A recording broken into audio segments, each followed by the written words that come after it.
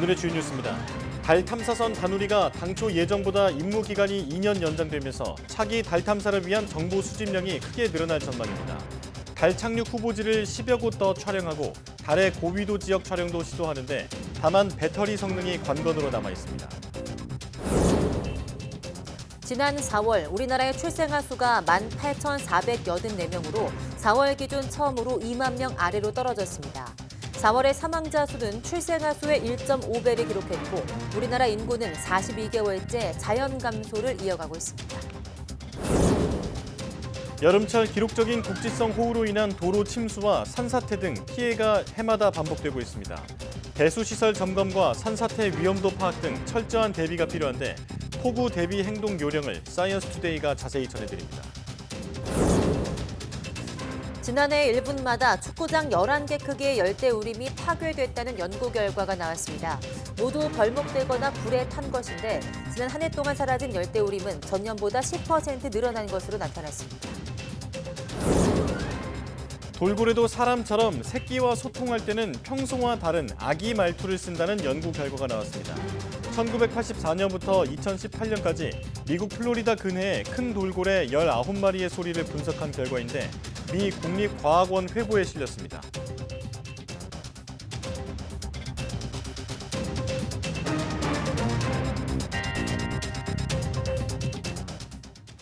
여러분 안녕하십니까? 사이언스투데이 시작합니다. 광주와 전남을 비롯한 남부지방에 물폭탄이 쏟아졌습니다. 1시간에 많게는 70mm가 넘는 집중호우에 뚝이 무너지고 나무가 집을 덮치는 등 피해가 속출했습니다. 오선열 기자입니다.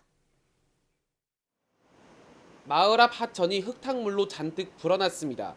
밤사이 하천이 넘치면서 두 50m가 순식간에 무너졌습니다. 주민 100여 명은 인근 초등학교로 긴급 대피했습니다. 한숨도 안 잤어 지금. 비가 많이 오고 나 떠나려고 가서 빨리 오고 비가 많이 오고 나가도 못 오겠더라고. 야산의 토사와 나무가 주택을 덮쳤습니다. 쓰러진 충격으로 나뭇가지가 지붕을 뚫고 방 안까지 들어왔습니다. 밤사이 70mm의 강한 비가 내리면서 나무가 주택을 덮치는 등 산사태 우려에 이곳 마을 5가구 주민 12명이 긴급 대피했습니다. 옷가지와 약을 챙기기 위해 집을 잠시 들린 대피 주민들은 장마철마다 걱정이라고 호소했습니다. 앞이 안 보일 정도로 무지하게 장대비가 와버린 거죠. 무지하게 쏟아져 버렸어요. 그리고 이제 여기가 비가 오면 막 산에서 물조차 내려가고 막 여기가 한강이 되거든요. 다 피신했죠. 아무도 안 계세요. 장마가 시작된 뒤 광주엔 300mm에 가까운 폭우가 쏟아졌고 남부지방에 200mm 안팎의 많은 비가 내렸습니다. 집중호우에 상가와 주차장 등 곳곳이 물에 잠겼고 토사 등이 쏟아지면서 도로가 통제되기도 했습니다. 경남에서도 평균 140mm의 폭우가 내리면서 60건의 비 피해 신고가 소방당국에 접수됐습니다. YTN 오선열입니다. 지구온난화 영향으로 매년 기록을 갈아치우는 국지성 호우가 나타나고 있는데요. 강우 강도에 따른 위험과 예상되는 피해를 김민경 기자가 자세히 알려드립니다.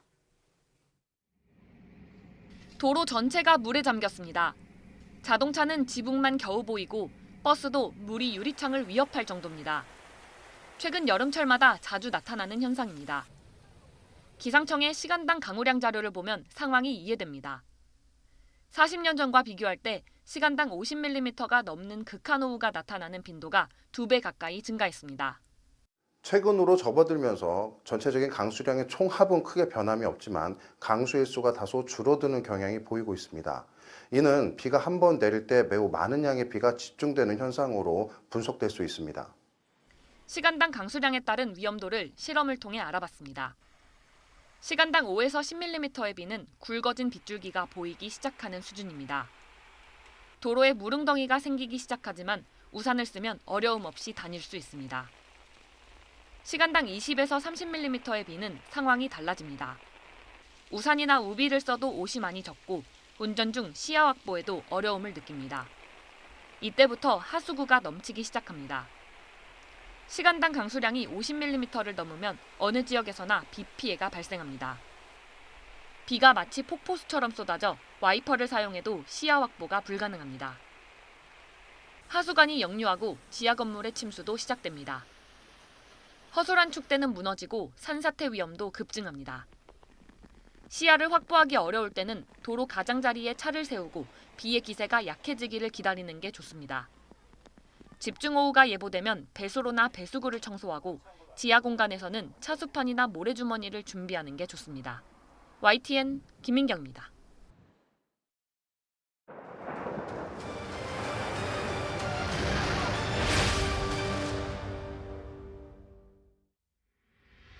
침수 대비를 위해 배수시설을 점검하고 모래주머니와 물막이판 등을 설치합니다. 지하 공간에 물이 조금이라도 들어오면 곧바로 지상으로 대피하고 대피 시에는 구두나 슬리퍼보다 운동화가 안전합니다. 차량은 안전지대로 이동하거나 침수된 도로, 지하차도로 진입하지 않도록 합니다. 외출을 삼가고 감전 위험이 있는 전기시설물은 멀리 피해갑니다. 마른 천이나 고무장갑을 이용해 가정 내 전원을 차단합니다. 대피 장소를 미리 숙지하고 산사태 징후 발생 시 즉시 대피합니다. 산사태 발생 지역에서 대피 시 멀고 높은 곳으로 이동합니다.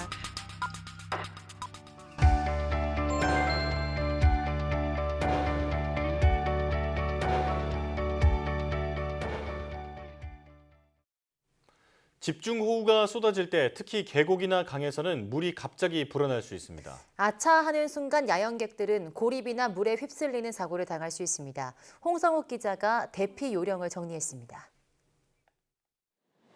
능선사이 계곡은 30분 안팎 폭우에도 수심과 폭이 급격하게 증가합니다. 텐트는 계곡 아래쪽보다는 위쪽, 가능하면 피난 대비 방송을 들을 수 있는 곳에 설치합니다. 만약 철수 시기를 놓쳤다면 텐트 안에 머물지 말고 즉시 밖으로 대피해야 합니다. 불어난 계곡물은 무릎 높이까지만 올라와도 사람이 넘어질 만큼 물살이 강합니다. 나뭇가지나 등산 스틱 등으로 깊이를 재고 수심이 허벅지 높이 이상으로 불어났을 때는 절대로 계곡을 건너지 말아야 합니다. 무리하게 계곡을 건너기보다는 안전한 고지대로 피한 뒤 신고 후 구조대를 기다리는 게 좋습니다. 등산 중에도 각별한 주의가 필요합니다. 계곡물이 불어나면 산에 오를 때와 지형이 크게 달라집니다. 쉽게 길을 잃을 수 있는 만큼 무리하게 하산하기보다 평평하고 안전한 위치를 찾아 비가 그치기를 기다려야 합니다. 젖은 옷은 체온을 빠르게 빼앗아 저체온증을 유발하기 때문에 마른 옷을 챙기고 랜턴 등 최소한의 비상 장비를 준비하는 것도 필요합니다. 산 경사면에 돌이 굴러내리고 나무가 크게 흔들리거나 땅속에서 울림이 들린다면 산사태 발생 징후로 즉각 현 위치에서 대피해야 합니다. 무엇보다 사전에 기상 정보를 확인하고 집중호우가 예보됐다면 강변 차박이나 계곡 텐트 야영은 피해야 합니다. YTN 홍석입니다. 한꺼번에 많은 비가 내리면 농작물과 가축 피해도 우려됩니다. 악천 후 전후로 대처 방식이 달라야 하는데요. 김민성 기자가 알려드립니다. 농촌은 농작물이나 가축 등 집중호우나 태풍으로부터 지켜야 할 게 많습니다. 사후 대처 못지않게 사전 대비가 중요한 이유입니다. 빗물이 논밭에서 잘 흘러나가게 하려면 배수로에 쌓인 퇴적물을 미리 파내야 합니다. 지조를 설치해 비바람에 농작물이 쓰러지는 것을 어느 정도 막을 수 있습니다. 비가 오기 전에 질소 비료를 과하게 주면 피해가 더 커질 수 있어 주의해야 합니다. 비가 오고 난 뒤부터는 시간과의 싸움이 시작됩니다. 물이 잠긴 논밭은 서둘러 물을 빼고 그 직후 방제해야 병해충을 줄일 수 있습니다. 쓰러진 건 신속히 일으켜 세우고 열매나 잎에 묻은 흙과 오물은 마르기 전에 씻어내야 합니다. 같은 농작물이라도 품종에 따라 생육 시기, 개화 시기, 그리고 수확 시기 다릅니다. 농지진청 홈페이지에 게재하여 가축도 사전 사후로 대처 방식이 다릅니다. 악천후 전에는 축대 보수와 주변 배수로 정리, 전기 안전 점검 등 시설물 관리에 초점을 맞춰야 합니다. 비온 뒤에는 가축 건강 관리가 핵심입니다.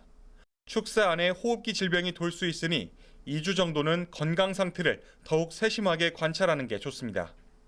또 양질의 사료와 비타민, 미네랄 등을 추가로 급여하면 면역력 회복에 도움이 됩니다. YTN 김민성입니다. 미국 남부를 중심으로 상공에 뜨거운 공기가 갇히는 열돔 현상이 나타나면서 섭씨 40도를 오르내리는 살인적 폭염이 이어지고 있습니다. 미국 기상청에 따르면 현지 시간 27일 댈라스는 43도, 뉴올리언스 44도, 엘라베마주 모빌 42도 등 40도를 웃도는 곳이 많았습니다. 이에 따라 기상당국은 애리조나와 텍사스, 플로리다 일대에 폭염특보를 계속 유지하고 있고 시카고에서는 어린이와 노약자, 호흡기 질환자들에게 집에서 머물러 달라고 권고했습니다. 폭염에 따른 응급 구조 신고 등도 이어지고 있으며 지난주에는 텍사스에서 48도의 폭염 속에 하이킹하던 14살 소년이 목숨을 잃기도 했습니다. 미국 기상청은 지난 몇 주째 이어지는 열돔 폭염 현상이 이번 주말에 거쳐 다음 달 4일 독립기념일까지 이어질 것으로 내다보고 있습니다. 전문가들은 미국 전역에서 이상 기온 현상이 더욱 심해지고 더 빈발하는 것은 인간에 의한 기후변화 때문이라고 보고 있습니다. 지난해 1분마다 축구장 11개 크기의 열대우림이 파괴됐다는 연구 결과가 나왔습니다. 세계자원연구소는 보고서에서 지난 한 해 동안 사라진 열대우림은 4만 1,000제곱킬로미터로 지난 2021년보다 10% 늘었다고 밝혔습니다. 이는 스위스나 네덜란드 전체 면적보다 큰 규모입니다. 열대우림 파괴로 인한 이산화탄소 배출량은 인도가 한 해 화석연료를 쓰면서 나오는 온실가스와 맞먹는 양입니다. 주로 목축이나 작물 재배를 위해 열대우림을 개간한 게 주된 원인이었습니다. 열대우림 파괴가 가장 심각한 나라는 브라질로 전체의 43%를 차지했습니다.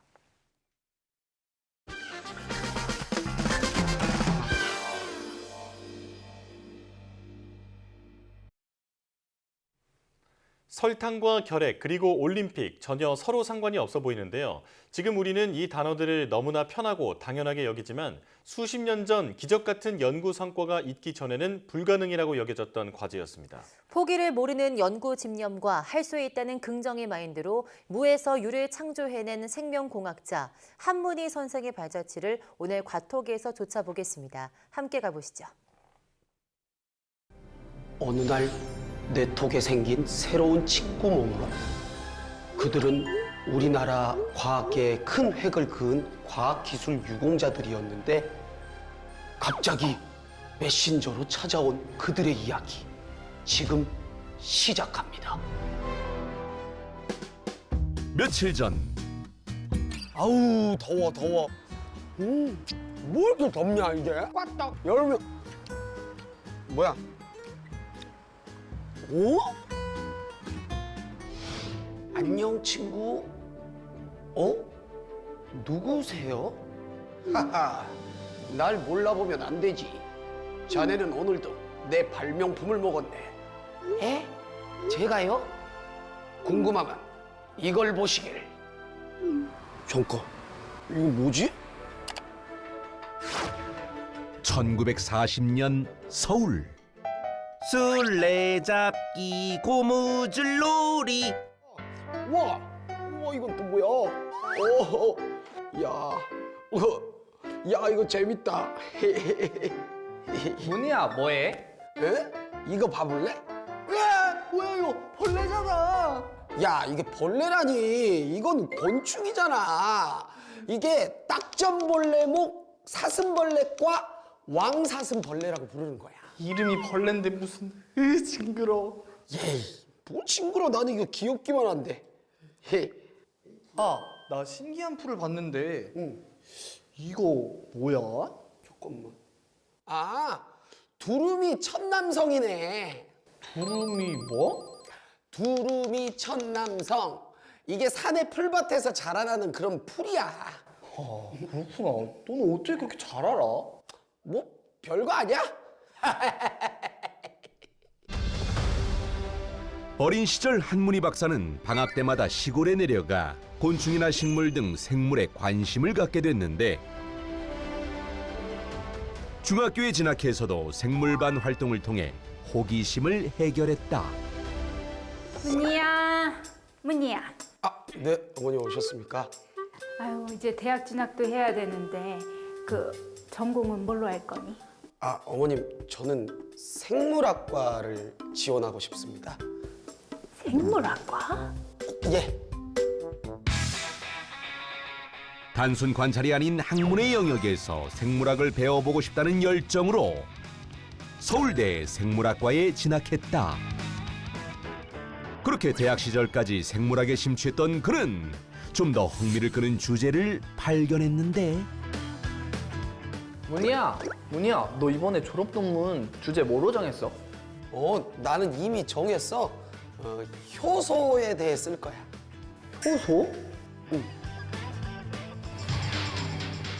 효소는 생체 내의 화학 반응을 일으키는 생물학적 화합물을 말하는데 당시 그는 조개의 호흡 효소에 대한 논문을 쓰고자 했다. 조개는 온도에 매우 민감한 생물이잖아. 그래서 온도에 따라 내뿜는 효소도 다를 거거든. 그걸 알아볼 거야. 아, 그렇구나. 난 조개구이 먹을 때 너는 그런 생각을 했구나.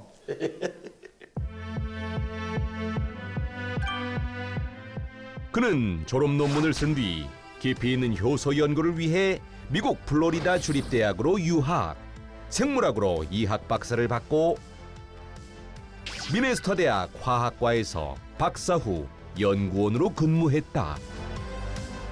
그러던 1974년 한국과학기술연구원 응용생화학연구실의 책임자로 귀국하게 됐는데 첫 연구 주제를 놓고 고민 중이던 그때 설탕값이 폭등했다고? 그래, 바로 이거야. 설탕을 만드는 거야. 1973년 발생한 1차 석유 파동의 여파로 우리나라는 큰 몸살을 앓았다. 석유값이 오르면 사탕수수를 통해 추출할 수 있는 바이오 에탄올의 양을 늘리게 되고 덩달아 사탕수수 원당의 가격도 폭등하게 되는데 당시에도 전량 수입하던 국제 원당값이 크게 올라 사회적 문제가 되고 있었다. 박사님, 우리나라에서도 설탕을 만들 수 있다고 들었는데 정말 가능한가요? 네, 그렇습니다. 가능합니다. 그 전분에 있는 당을 이용을 하면 될 것 같습니다. 전분이요? 뭐 감자 전분, 옥수수 전분 할 때 그 전분이요? 네, 그렇습니다. 와, 아니 이건 특종이네. 그와 인터뷰했던 기자는 이를 바로 기사화했고 일본 과학기술청은 그에게 연구비를 지원하며 설탕 대체제 연구가 시작됐다. 그리고 10개월 후 저희 연구진은 전분에 있는 아밀라제를 이용해서 말토덱스트린부터 포도당 액당에 이르기까지 다양한 감미료를 생산하는 데 성공했습니다. 한문희 박사는 효소 공정을 통해 전분으로 감미료인 이성화당, 즉 인조꿀을 생산하는 공정을 개발했다. 그의 연구를 통해 우리나라는 당을 국산화하는 데 성공! 값비싼 설탕의 수입을 줄일 수 있었다. 그리고 이어진 그의 두 번째 연구도 국산화였는데 아니, 결핵 환자들이 항생제를 맞지 못해서 목숨이 위험하다니. 이거 원료가 뭐길래? 당시 우리나라는 항결핵 항생제 리파암피신의 중간 원료인 3포밀 리파마이신 SV를 전량 수입해 사용하고 있었는데 그 가격이 킬로그램당 700에서 900달러로 매우 비쌌다. 안 되겠어. 이 원료를 만들 방법을 연구를 해봐야겠어. 한 박사는 여러 단계의 생물학적, 화학적 공정을 통해 1차 원료인 리파마이신 B를 발효 생산하고 이를 수입하던 3포밀 리파마이신 SV로 화학 전환하는 기술을 만들어냈다. 그는 이런 원료 생산 기술을 기반으로 국내 바이오 벤처 기업을 창업했고 결핵 환자들은 안정적으로 항생제를 보급받을 수 있게 됐다. 그런 이후 유전공학센터 초대 소장으로 지내며 유전공학기술 확산에 이바지했고 우리나라 생명공학 연구 기반 구축에 크게 기여했다. 그리고 그의 연구기술은 국가의 큰 행사에서도 빛을 발했는데 바로 88 서울 올림픽이었다. 서울에서 올림픽을 열고 싶으면 도핑 컨트롤 센터가 필요합니다. 선수들의 부정 행위를 약물 분석으로 체크할 수 있는 기술이 한국에 있나요? 이래서 올림픽 열겠습니까? 됩니다. 뭐 지금은 아직 좀 부족하지만 조만간 곧 구축될 겁니다. 한 박사는 도핑 컨트롤 센터 소장을 역임하며 약물 분석 기술을 개발하기 시작했는데 박사님, 정말 우리나라 올림픽 할 수 있을까요? 아니, 금기약물 분석 방법은 참고할 기록도 없고 우리나라엔 제대로 된 분석 장비도 없는데. 뭐 없으면 만들어내야죠. 네? 그는 본격적으로 약물 분석 기술을 파고들었는데 이를 통해 99종의 약물 분석 기술을 확립했다. 다 됐습니다. 제가 개발한 이 용액을 이용하면 도핑 약물을 사용했는지 바로 알 수가 있습니다.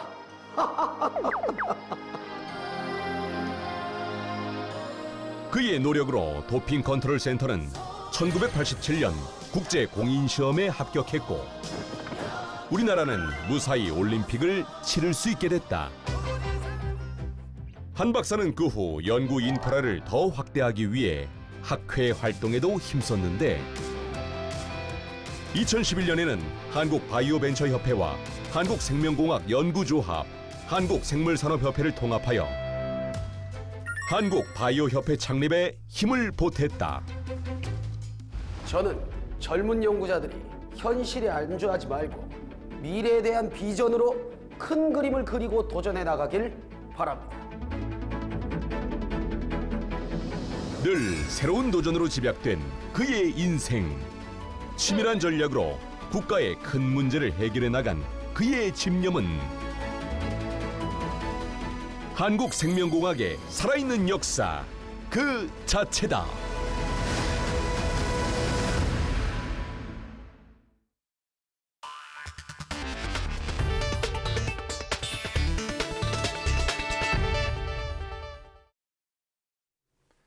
올 초부터 본격적인 달 탐사 임무를 수행해 오던 다누리가 임무 운영 기간을 2년 연장해 오는 2025년 12월까지 운영됩니다. 다누리는 연장된 임무 기간 동안 달 착륙지 후보지 10곳을 더 촬영하는 등 당초 예정보다 더 많고 정밀한 달 정보를 얻어낼 예정입니다. 양회영 기자입니다. 달 남극에 가까운 쉐클턴 충돌구입니다. 충돌구 가장자리, 암석이 굴러내려온 흔적까지 선명하게 촬영됐습니다. 다누리에 탑재된 나사 섀도우 캠이 촬영한 곳으로 그동안 가려졌던 달 음영 지역을 희미한 빛으로도 촬영하고 있습니다. 다양한 달 표면을 고해상도로 촬영해온 다누리의 수명이 2년 늘어나 오는 2025년까지 임무를 수행하게 됐습니다.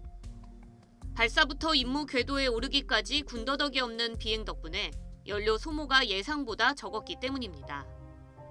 다누리는 연장된 임무 기간 동안 달 착륙 후보지를 기존보다 10여 곳 더 늘려 50곳 이상을 촬영하고 달 중위도 지역뿐 아니라 고위도 지역까지 평광 영상 촬영도 시도할 예정입니다. 나사 섀도우 캠 역시 고위도 지역 내의 주요 연구 음영 지역을 선택해서 촬영하는 것이 아니라 위도 75도 이상 전 지역을 촬영하기로 했습니다. 다만 변수가 남아 있습니다.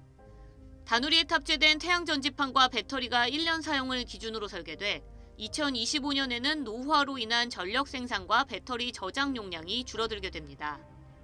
이에 따라 다누리는 내년까지는 24시간 풀타임으로 작동하지만 임무 3년 차인 2025년에는 하루 16시간만 운영됩니다.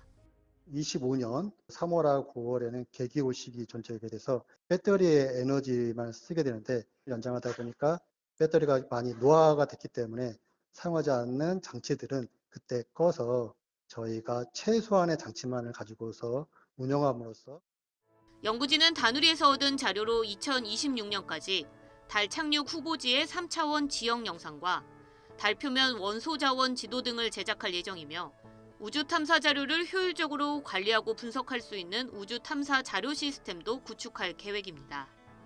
YTN 사이언스 양우영입니다. 삼성전자는 미국 실리콘밸리에서 파운드리 고객사 700여 명을 초청해 포럼을 열고 최첨단 2나노 공정을 2025년 모바일부터 시작하겠다고 밝혔습니다. 이어 2026년에 고성능 컴퓨팅에 적용하고 2027년에는 차량용 반도체로 확대한 뒤 1.4나노 공정은 2027년부터 양산에 들어갈 계획입니다. 삼성전자는 또 평택 공장과 미국 테일러 공장에서 파운드리 제품 생산을 확대해 2027년에는 반도체 생산 능력을 2021년보다 7.3배 늘리겠다고 설명했습니다. 사회적 거리두기가 해제된 이후 음주운전 관련 피해 사고가 다시 늘어나자 경찰과 검찰이 다음 달부터 합동 음주운전 근절 대책을 시행에 나섰습니다. 음주운전으로 사망사고를 내거나 3차례 이상 상습적인 음주운전 범죄를 저지르면 차량까지 몰수하기로 했습니다. 안동준 기자입니다. 지난 4월 어린이 보호구역에서 갑자기 돌진한 차량에 치여 숨진 9살 고 배승아 양. 아이의 생명을 앗아간 건 만취 상태로 운전대를 잡은 음주운전 차량이었습니다. 지난해 12월에도 서울 청담동에서 9살 이모군이 음주운전 차량에 치여 숨졌습니다. 이처럼 코로나19 영향으로 잠시 움츠렸던 것처럼 보였던 음주운전은 일상 회복 이후 다시 증가하고 있습니다. 지난해 음주운전 단속 건수와 사고 건수는 모두 13만여 건과 15,000여 건으로 국내에서 코로나19가 발생하기 전인 지난 2019년 수준을 회복했습니다. 최근 음주운전 피해 사고가 잇따르면서 경찰과 검찰은 다음 달부터 강력한 음주운전 근절 대책을 시행하기로 했습니다. 먼저 중대 음주운전 사범의 경우 경찰과 검찰이 법원 영장을 발부받아 차량을 압수하거나 몰수할 수 있습니다. 음주운전으로 사망사고를 내거나 5년 내에 3회 이상 음주운전을 하는 경우에 여기에 해당합니다.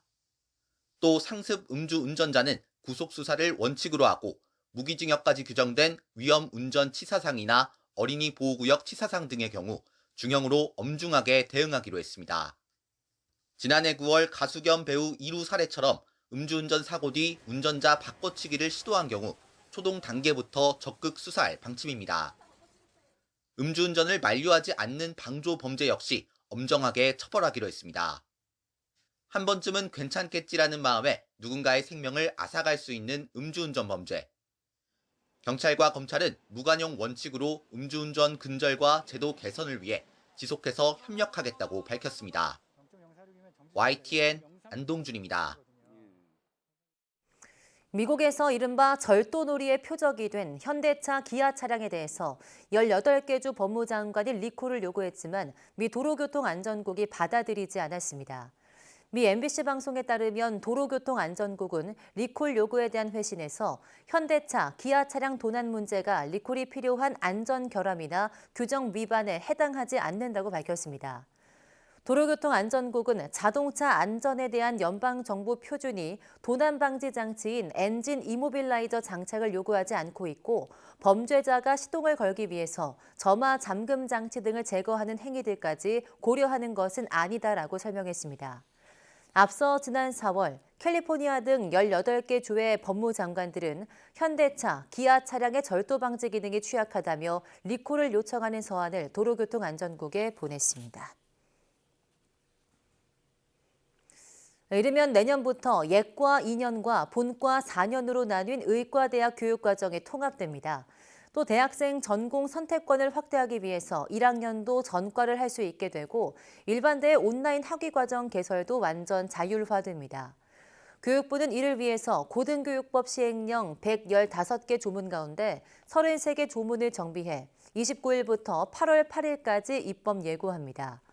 교육부는 경직적 대학 운영을 유발하는 대학 내 벽 허물기를 촉진하고 국내외 대학과 산학협력 강화, 재직자와 지역 주민의 고등교육 참여 기회 확대 등 3가지 방향에 맞춰서 시행령을 대거 개정하려 한다고 밝혔습니다.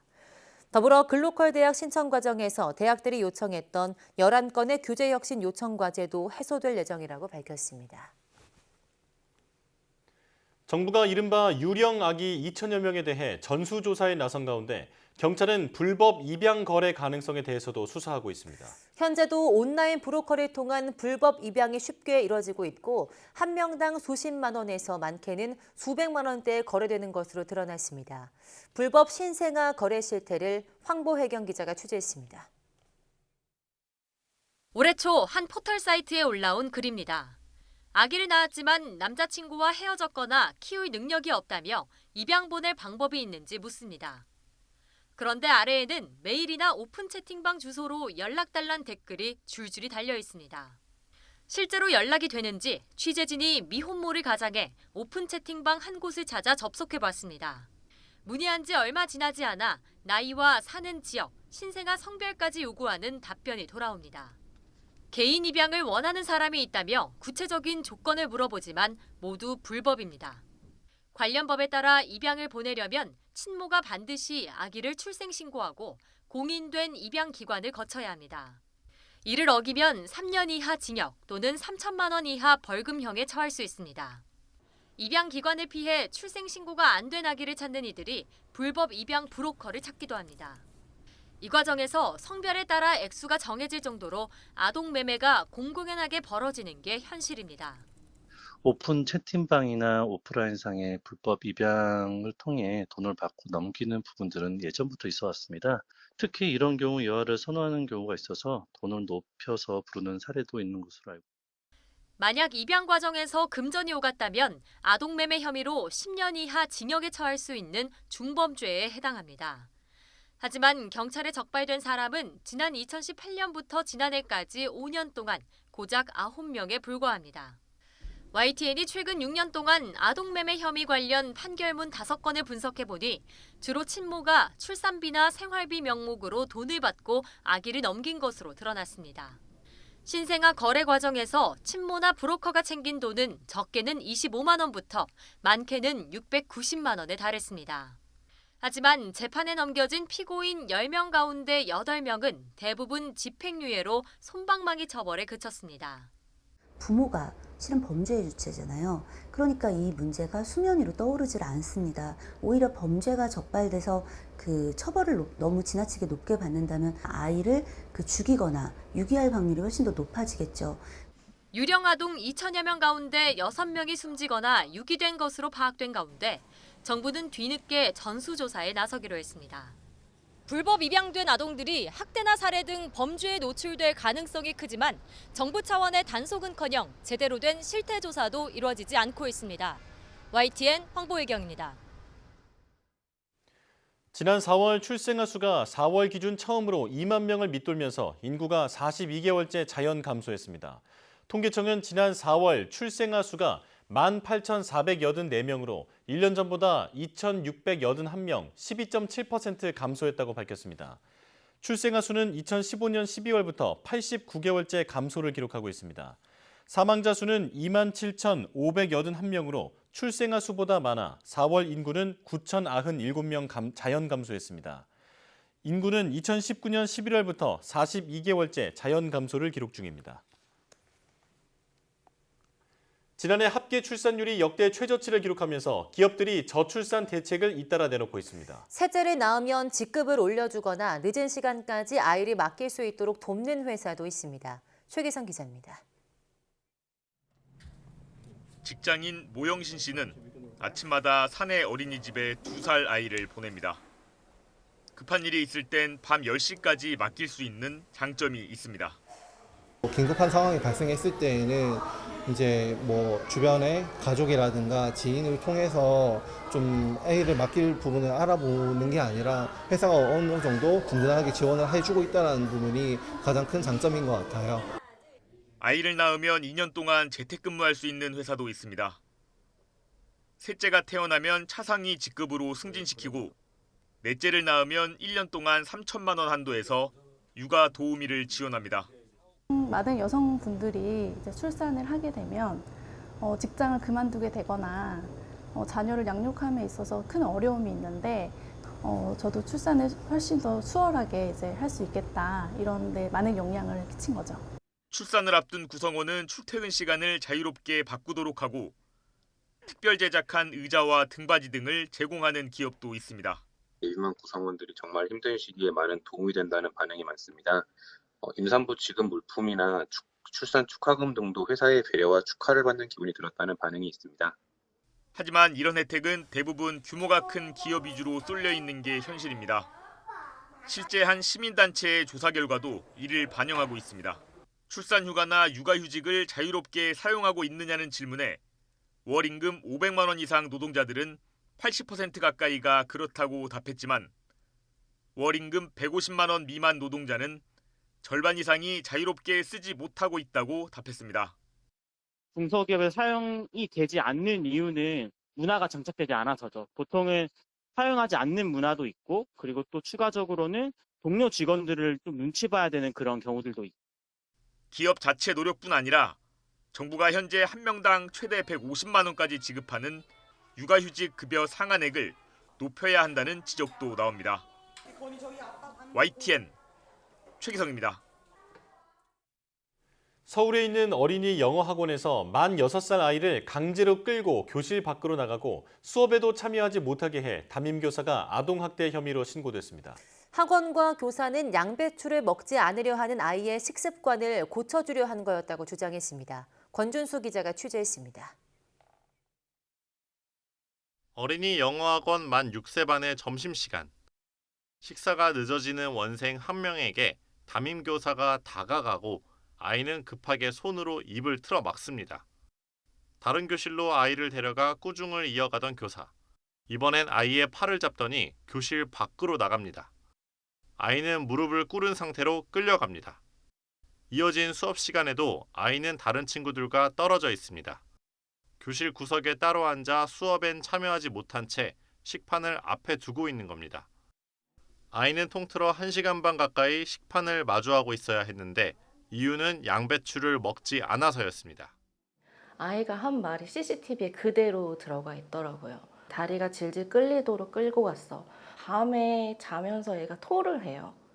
토를 하고 정말 죄송해요, 죄송해요 계속 이렇게 얘기를 하더라고요. 교사가 유독 식사 시간이면 아이들에게 엄격했다는 학부모 증언도 나옵니다.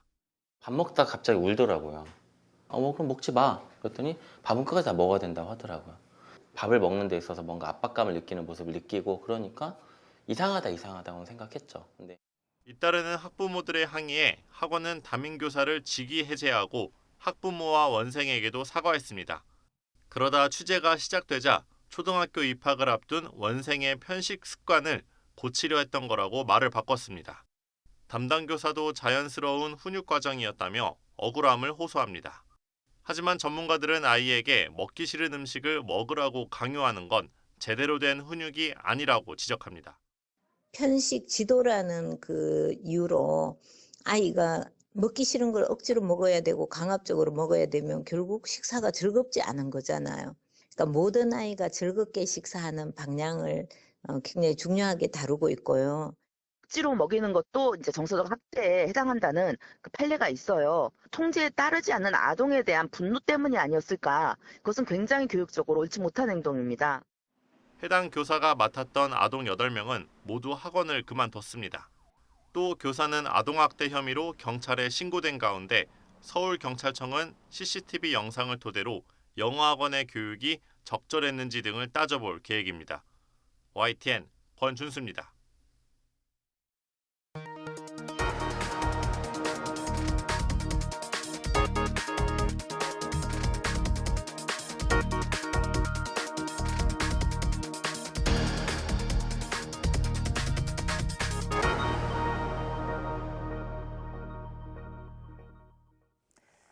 돌고래도 사람처럼 어린 개체와 소통할 때는 이른바 아기 말투를 쓴다는 연구 결과가 나왔습니다. 영국 일간 가디언 등에 따르면 미국 햄프셔 칼리지, 스코틀랜드 세인트 앤드루스 대학 등 소속 연구팀은 이 같은 내용의 연구 결과를 미국 국립과학원 회보에 발표했습니다. 연구진은 1984년부터 2018년까지 미국 플로리다주 세러소타만 인근에 사는 어미 큰 돌고래 19마리에 특수 마이크를 달아서 이들이 내는 휘파람 소리 데이터를 수집했습니다. 그 결과 어미 큰 돌고래는 새끼와 소통할 때 평소보다 더 높은 주파수의 휘파람 소리를 냈고 휘파람 음역도 다른 상황과 비교해 더 넓었습니다.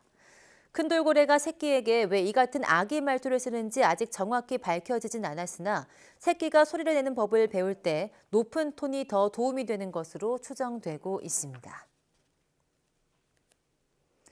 담배 대신 피우는 전자담배가 금연에 별로 도움이 되지 않는다는 연구 결과가 나왔습니다. 뉴질랜드 언론에 따르면 뉴질랜드 오타고 대학 연구팀은 학술 연구지에 발표한 논문에서 전자담배가 담배를 끊는 데 도움이 된다는 증거를 찾지 못했다고 밝혔습니다. 연구팀은 전자담배를 피우다 일반 담배를 피우고 일반 담배를 피우다 전자담배를 피우는 일은 흔한 것으로 나타났다고 밝혔습니다.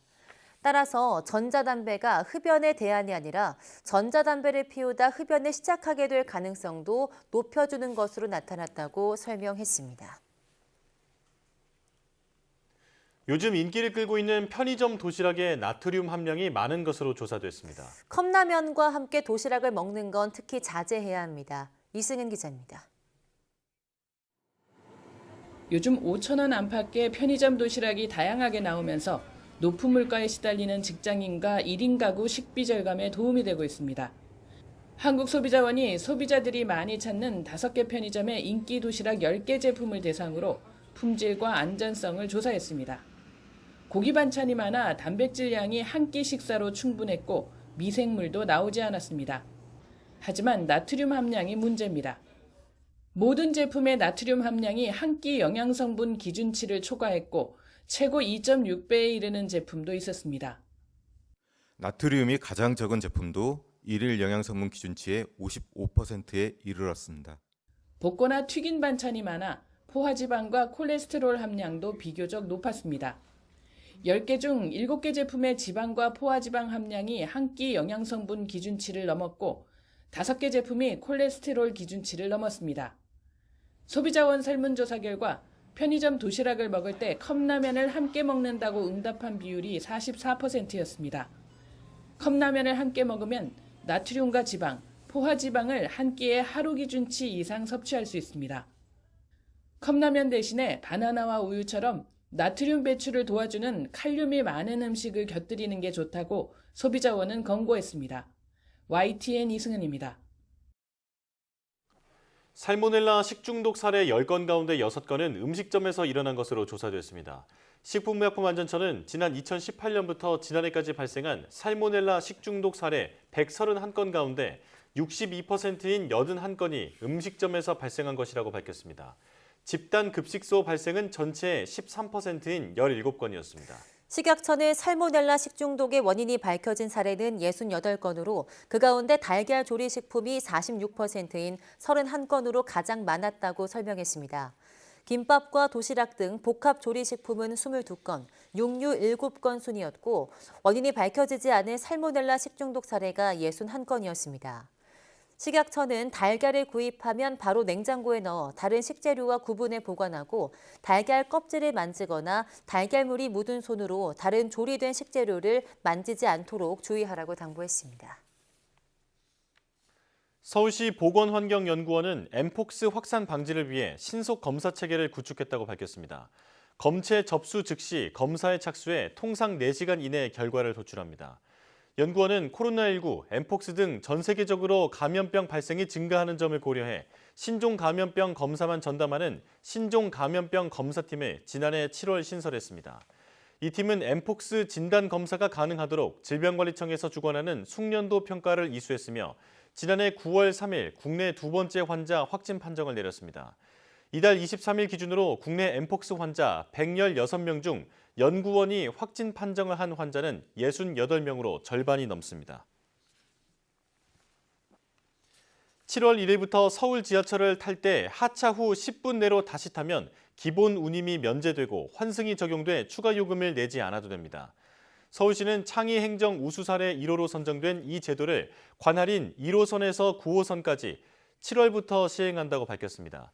현재는 실수로 내릴 역을 지나쳤을 때 반대 방향 지하철을 타거나 화장실 이용 등을 위해 개찰구를 통과하면 기본 요금을 또다시 내야 하는데 관련해 불만 민원이 많았습니다. 이 제도가 도입되는 구간은 1호선 서울역에서 청량리역, 3호선 지축역에서 오금역, 4호선 진접역에서 남태령역, 6호선 응암역에서 봉화산역, 7호선 장암역에서 온수역, 2, 5, 8, 9호선 전 구간 등입니다. 시는 1년간 시범 운영을 거쳐 정식 도입을 추진하고 다른 노선으로도 확대 적용될 수 있도록 관계기관과 협의해 나갈 계획입니다.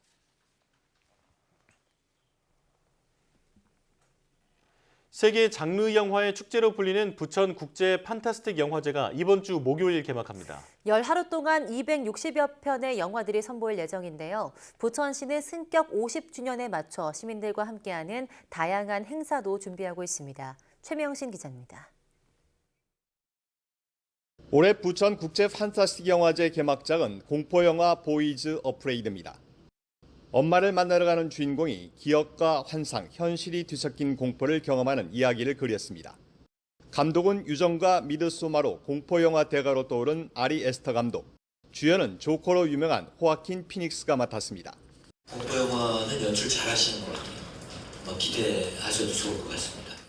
올해 영화제에 출품된 작품은 51개의 나라의 장편과 단편 262편입니다. 국제경쟁 부천 초이스 장편 부분에선 칸 영화제 비평가 주간 대상 수상작인 호랑이 소녀 등 9편이, 단편 부분에선 죽은 자는 불태우리 등 14편이 경쟁합니다. 배우 특별전에선 한국의 대표 배우 최민식이 출연한 올드보이와 쉬리 등 10편이 상영됩니다. 영화제의 슬로건은 영화 플러스입니다. 세계 영화계의 큰 변화 속에서 한국 영화의 현재를 진단하고 미래를 전망합니다. 대만의 유명 배우인 가진동이 이제 부파도 감독과 손잡고 부파도 감독 시나리오로 장편 데뷔, 연출 데뷔한 끝교육 등 기대의 작들이 있고요. 부천시 승격 50주년을 기념하는 다양한 프로그램도 마련됐습니다. 용쟁오투 등 50년 전에 제작된 영화만을 엄선해 모은 특별 기념전과 시민 참여 행사인 댄스 파티와 물총 싸움 등도 열립니다. 부천시 승격 50주년을 맞이하는 특별한 해입니다. 훌륭한 작품들을 많이 준비했습니다. 많은 시민들이 함께 하셔서 시민들이 함께 즐기는 축제의 장이 되었으면 좋겠습니다. 이번 영화제는 다음 달 9일까지 한국만화박물관과 부천시청 잔디광장을 비롯한 부천 시내 상영관 곳곳에서 만나볼 수 있습니다. YTN 최명신입니다.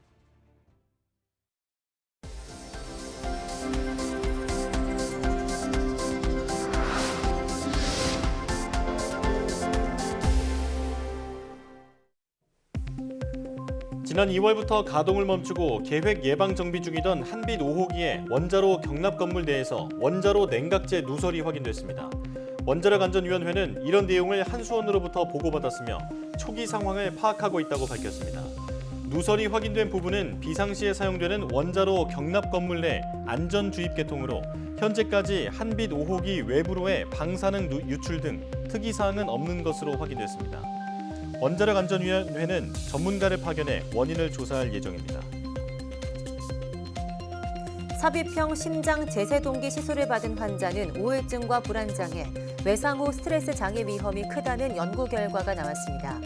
호주 사우스 오스트레일리아대 연구팀은 4만여 명을 대상으로 분석한 109편의 논문을 종합한 결과 이런 사실을 확인했다고 밝혔습니다. 연구 결과 제세 동기를 삽입한 뒤 약 23%는 불안장애, 15%는 우울증을 호소했으며 12%는 외상 후 스트레스 장애를 겪은 것으로 나타났습니다. 또 이런 정신장애를 겪을 확률은 여성이 남성 환자보다 높았습니다. 석유 정제 공정에서 나오는 황폐기물을 열 화상 카메라 렌즈 등 광학 재료로 쓸 수 있는 기술이 개발됐습니다. 키스트 전북분원 유남호 박사팀은 원적외선 영역에서 쓸 수 있는 황고분자 소재 투과 재료를 개발했다고 밝혔습니다. 연구팀은 적외선 흡수 패턴이 단순한 유기 가교제를 적용해 황고분자 소재의 원적외선 영역의 투명성을 크게 높였습니다. 이렇게 만든 소재는 열에 안정적이고 굴절률이 높으면서도 다른 황고분자 소재보다 적외선 투과율이 6배 높은 것으로 나타났다고 연구팀은 설명했습니다.